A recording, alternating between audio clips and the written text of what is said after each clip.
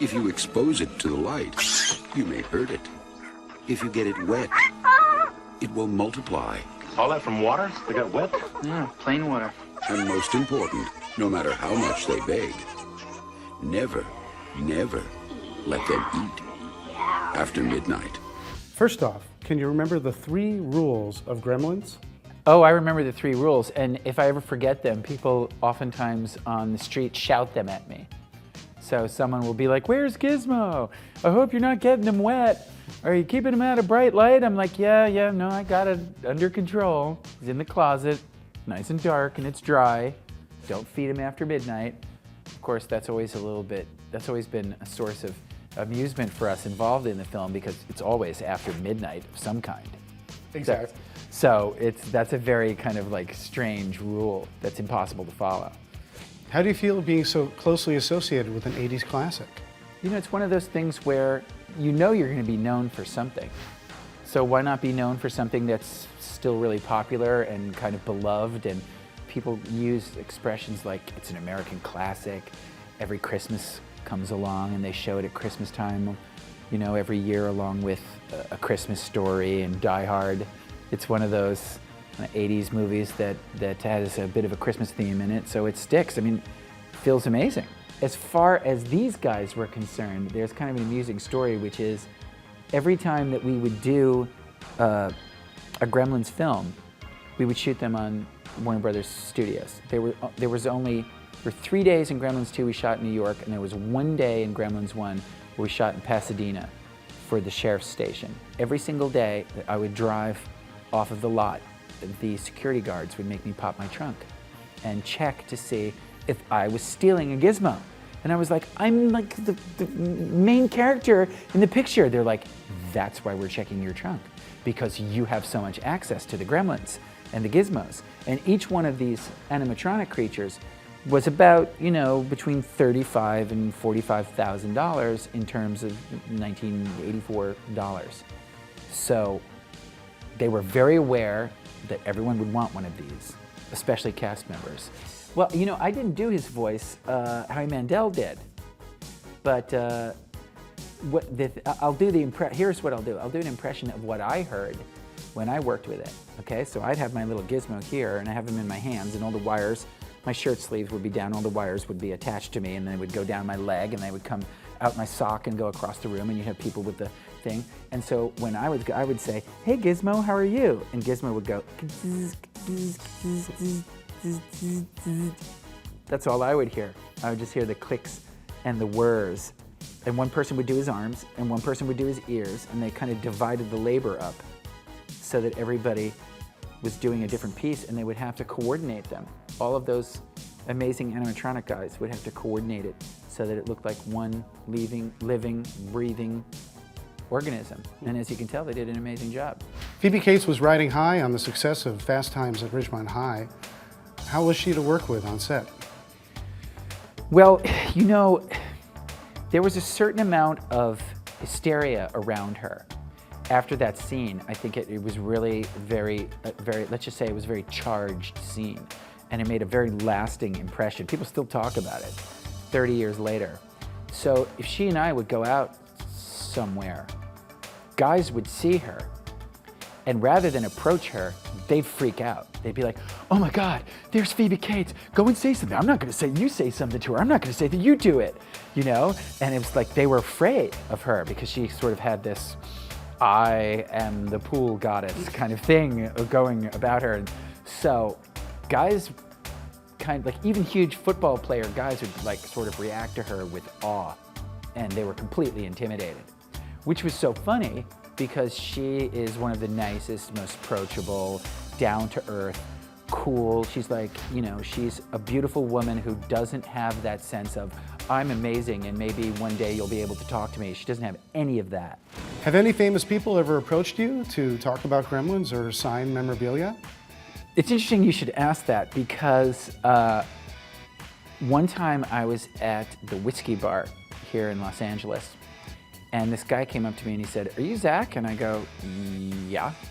And he looked like a rock and roller. I couldn't quite place him. He says, "Could you come with me, please?" And I went, "Sure."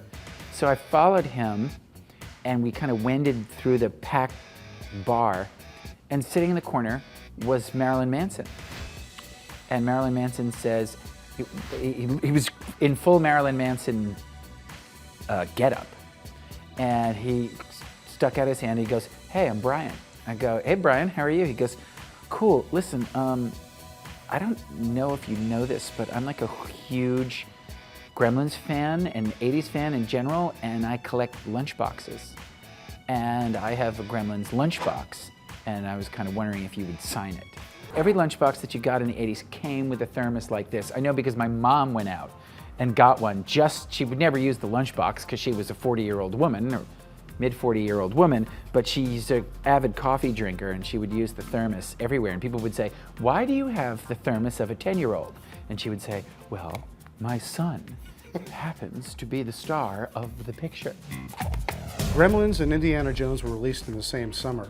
Parents are not too pleased because they're saying this is a little too violent for a PG movie. The PG-13 rating is a result directly of two Spielberg movies in one way or another. Do you feel that it was a fair assessment that your film was a little bit too violent for kids? Well, you know, I think the whole PG-13 controversy also had a lot to do with the way that the film was marketed. If you look at the poster, it's basically my hands holding the box, and the little Giz guy is inside there doing his thing with his cute little paw going, "Oh, Billy," coming out over the top. So everyone goes, "Oh, it's going to be E.T. 2. It's going to be so cute," which it is for about 43 minutes.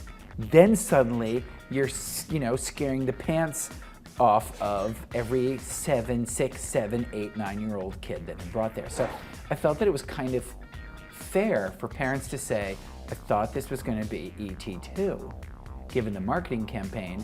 And it's more like, as Joe Dante called it, it's more like It's a Wonderful Lizard of Oz in hell.